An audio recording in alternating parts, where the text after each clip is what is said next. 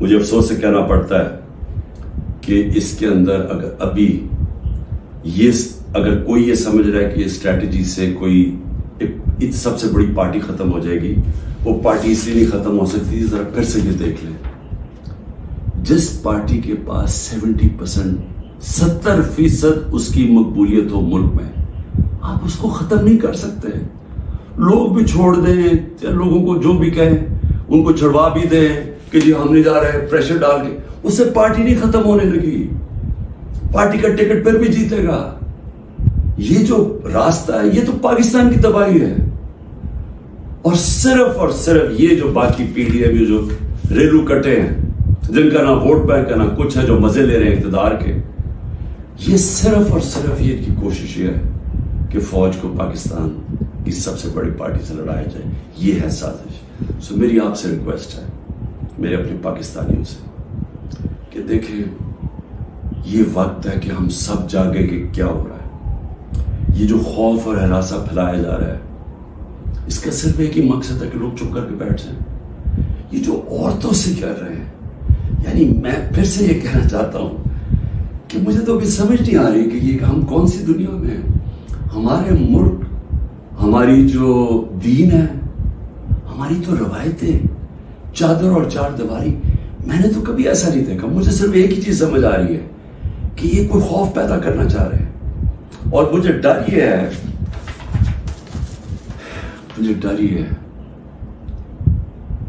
کہ اس کا بہت بڑا بیک لیش آنے والا ہے جو ہمارے ملک کو مزید اور نقصان پہنچائے گا. ابھی تک کوئی جو بات نہیں کر رہا، سرکاری بلڈنگز کی بات کر رہا. اور میں جب کہا ہم نے انشاءاللہ ہائی کورٹ میں جا رہے ہیں کہ جوڈیشل کمیشن فوری بنائی جائے، کیونکہ ہمارے پاس اب ثبوت آ گئے. ہر جگہ ہمیں لوگ نظر آئے جو ہماری پارٹی کے نہیں تھے، جن کے پاس بندوقیں بھی تھی، پسٹل بھی تھے، جو آگے کہہ رہے تھے کہ اٹیک کرو کور کمانڈر ہاؤس. میاں والی کے لوگ اتنے خوش تھے، وہ جو ہمارا جہاز چوک جیسے کہتے تھے، وہ کس سے چلا ہے؟ وہ تو سارے ایک میرا کارکن کہہ رہا ہے کہ جب ان کو پتا چلا انہوں نے روکنے کی کوشش کی.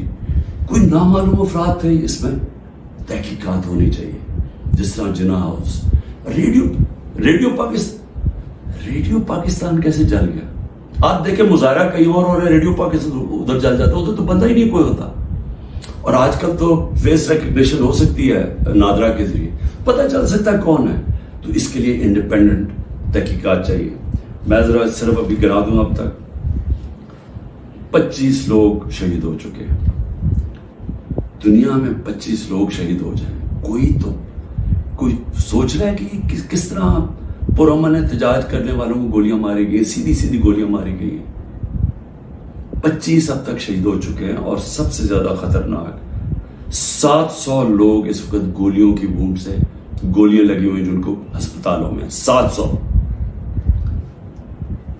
اب تک 7,500 ہمارے کارکنوں کو جیلوں میں ڈالا ہوا ہے. 7,500، جس میں نے کہا خواتین کی بھی ایک تعداد ہے. اور ہمیں سب سے زیادہ خوف ہے کہ ان سے بڑا برا برتاؤ کیا جا رہا ہے. اور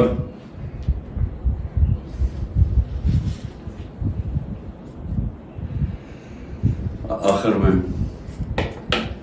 میں نے ابھی سنا ہے کہ جناب 40 دہشت گرد میرے گھر میں ہیں جن کو میں نے پناہ دی ہوئی ہے، اور کہا جی کہ ہم ان کے اوپر کوئی گھر کے اوپر کارروائی ہوگی 40 دہشت گرد کو پکڑنے کے لیے.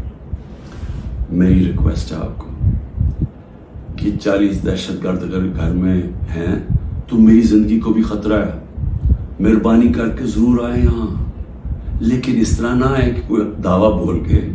اس طرح کریں، سرچ وارنٹ لے کے آئیں ایک مہذب معاشرے کی طرح. آئیں کہ کوئی نام تو دیں یہ دہشت گرد ہے کون، اور آئیں ہم آپ کو ساری دکھا دیتے ہیں گھر میں کدھر ہے، کتنے دہشت گرد ہیں. شاید میرا ہی فائدہ کروا دیں گے کہ اگر کوئی چھپا ہوا وہ دہشت گرد ہے. لیکن اس کو ایک بہانہ نہ بنائیں. جس طرح ہمارے لوگوں کو پکڑ رہے ہیں، جس طرح اس کو استعمال کیا گیا ہے تحریک انصاف کے اوپر کریک ڈاؤن کرنے کا، اس کو بھی استعمال نہ کریں کہ جس طرح کہ جی عمران گھر 40 دہشت گرد چھپے ہوئے ہیں تو حملہ کر دو. تو اس لیے میں آج سب کو کہہ رہا ہوں کہ اس وقت اس کو اور آگے نہ بڑھائیں، کیونکہ یہ بڑھتی جائے گی، کدھر تک جائے گی بات؟ اس میں تو کوئی حل ہے ہی نہیں کہ صرف پی ڈی ایم کو فائدہ کروانے کے لیے، کہ وہ جو میں بار بار کہتا ہوں کہ یہ حالات ہیں کہ 70% اس وقت قوم ادھر کھڑی ہوئی ہے، تو یہ جو تھوڑے سے ریلو کٹے ہیں ان کو بچانے کے لیے یعنی سب سے بڑی جماعت کو ختم کر دینا ہے، ختم کرنے کی کوشش، کیا یہ ہو سکتا ہے؟